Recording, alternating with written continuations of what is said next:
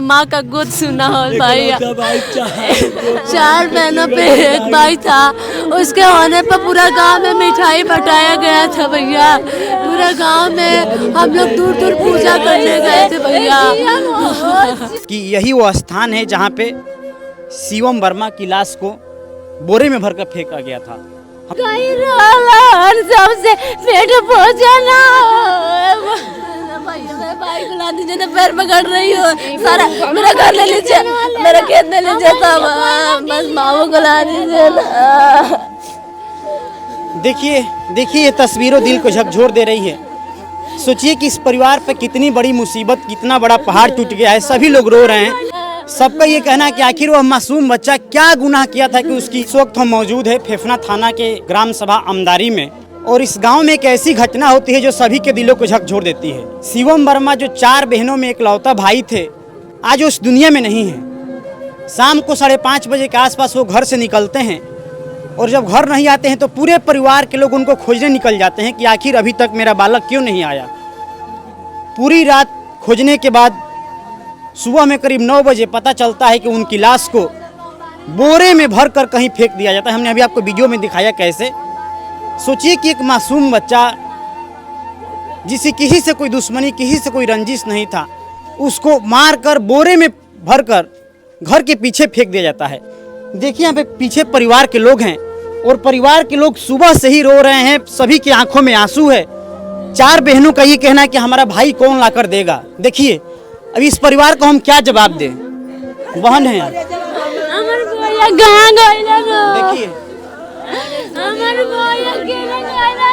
देखिए इस बहन की चीख को देखिए, इसको हम क्या जवाब दे। सोचिए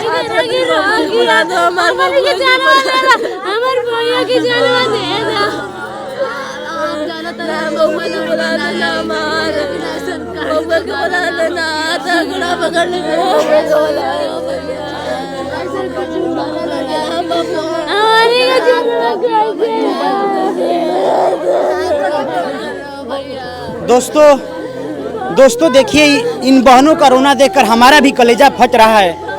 ये बहनें कह रही हैं कि हमारे भाई को ला दीजिए। सोचिए हमारा भी अंदर से दिल रो रहा है, कलेजा फट रहा है। हम बता दें कि एकलौता भाई थे। सबसे पेट भोजना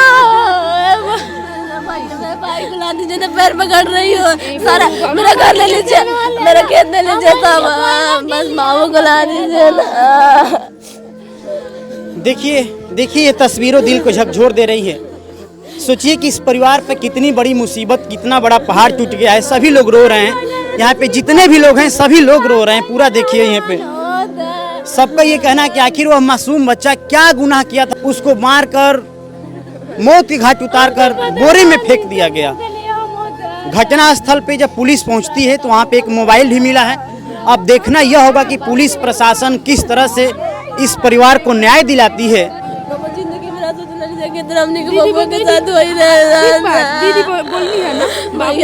बहनी बताओ कि उससे क्यों दुश्मनी झगड़ा रहा था? नहीं, किसी से नहीं था, किसी से नहीं था।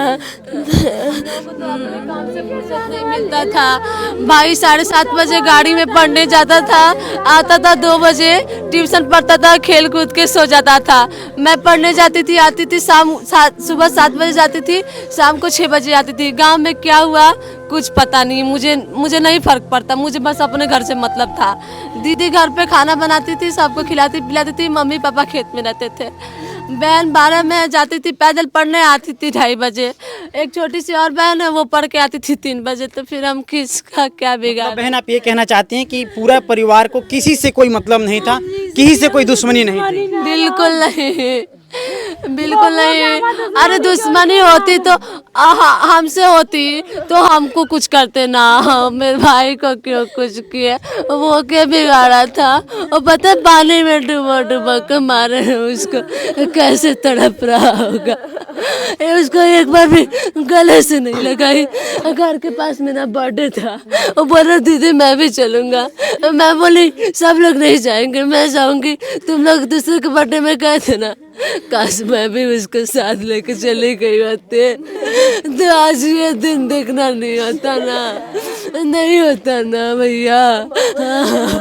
मेरा भी एक सपना था, मैं अपने भाई को पढ़ा लिखा के ना कुछ बड़ा करूं। ये जब बारिश होता है ना तो मेरे घर से पानी गिरता है, हम लोग सो नहीं पाते रात रात भर। तो एक भाई था, उससे बहुत सारी उम्मीदें जुड़ी थी कि बड़ा होकर घर बनाएगा। हम लोग का भी सपना था प्लास्टर वाले घर में रहेंगे। हम लोग का चाची के कितने लड़के हो कुछ फर्क नहीं पड़ता। हम लोग सोचते थे कि हम लोग 4 बहनें हैं, सब लोग की शादी हो जाएगी, एक भाई है, 2 बीघा खेत मिलेगा, आराम से मम्मी पापा की सेवा करेगा।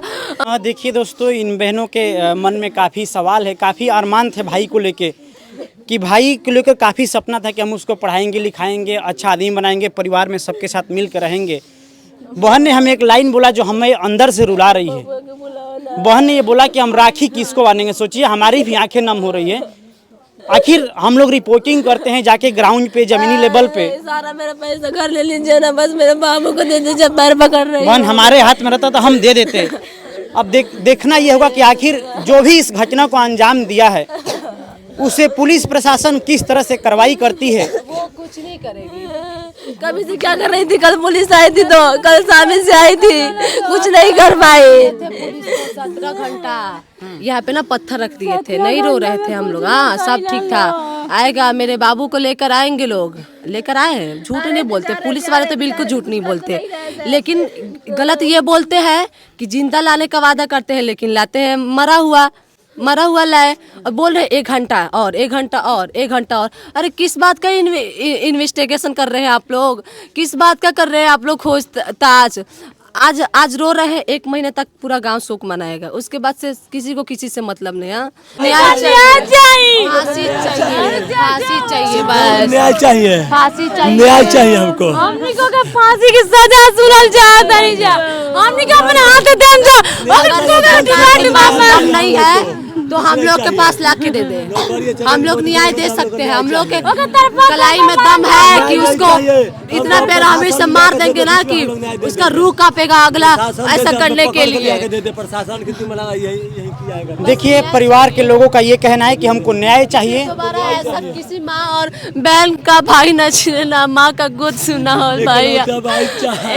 4 बहनों पे एक भाई था, उसके होने पर पूरा गांव में मिठाई बटाया गया था भैया। पूरे गांव में हम लोग दूर पूजा करने गए थे भैया। और भगवान की बात करते हैं, मैं घी का दिया जलाई हूँ 12 घंटा, भगवान कुछ नहीं करते, कुछ नहीं, कोई कुछ। थोड़ा सा पीछे जाइए। दोस्तों देखिए, इस समय हम बता दें कि पूरे परिवार में मातम छाया हुआ है, पूरे गांव के लोग रो रहे हैं, घर परिवार के लोग रो रहे हैं। और इन बहनों का रोना देखकर हमारा भी कलेजा फट रहा है। इनका ये कहना है कि जो भी दोषी हैं उनको कड़ी से कड़ी सजा मिलना चाहिए, उन पर कार्रवाई होना चाहिए। और देखते हैं कि पुलिस प्रशासन किस तरह से इस परिवार का न्याय दिलाती है।